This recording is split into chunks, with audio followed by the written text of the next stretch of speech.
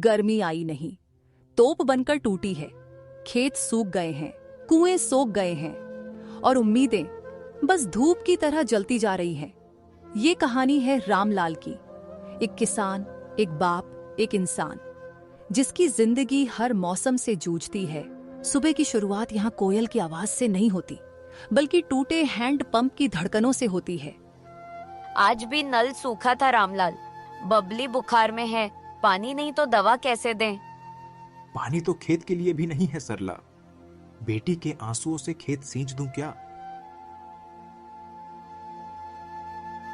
जब पाकिस्तान बना था उस साल सूखा ऐसा पड़ा कि न कुआं बचा न बैल, लेकिन गांव ने मिलकर कुआं खोदा था, एक एक कुदाल से पानी निकाला। अब लोग गटर से पानी छीनते हैं। किस्मत की बात है या सोच की? वक्त बदला, मिट्टी बदली, लेकिन इंसान का जुड़ाव मिट्टी से कमजोर हो गया। जहां जनता रो रही होती है, वहां नेता मुस्कुरा रहे होते हैं, और सूखा सिर्फ जमीन में नहीं, वादों में भी होता है।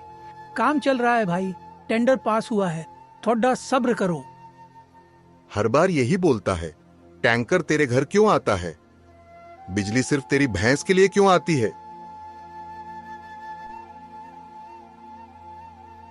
आज जिसने साल भर मेहनत की थी, उस फसल ने एक चिंगारी से दम तोड़ दिया। तभी रामलाल चिल्लाते हुए दौड़ता है, अरे कोई पानी लाओ, खेत जल रहा है, मेरा सब कुछ जल रहा है। तभी बबली दौड़ती है, हाथ में एक लोटा लेकर। गर्मी सिर्फ खेतों को नहीं झुलसाती, वो घरों में जिंदगी भी पिघलाती है।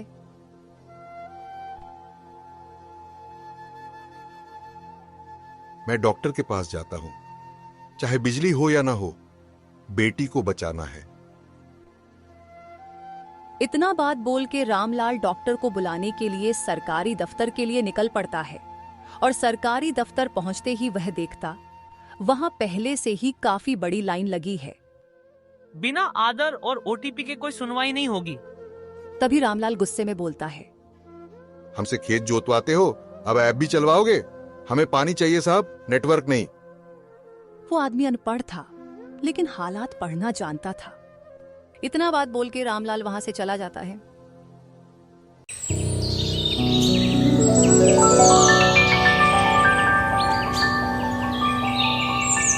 मुन्ना और उसका साथी सोलर पैनल का प्लान बनाते हैं और गांव के बीचों बीच बनाने लगते हैं।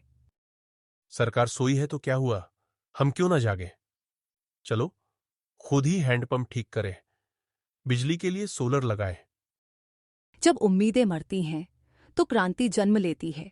तभी गांव वाले एक जगह इकट्ठा होकर सरपंच का विरोध में उतरते हैं। हमारे खेत सूख सकते हैं, लेकिन आवाज नहीं।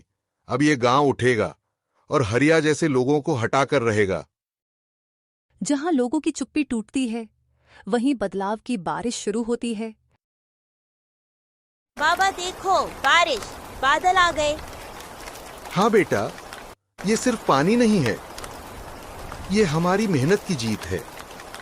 गर्मी गई नहीं, लेकिन अब गांव जला नहीं, क्योंकि एक किसान की पुकार ने पूरी कुदरत को जगा दिया।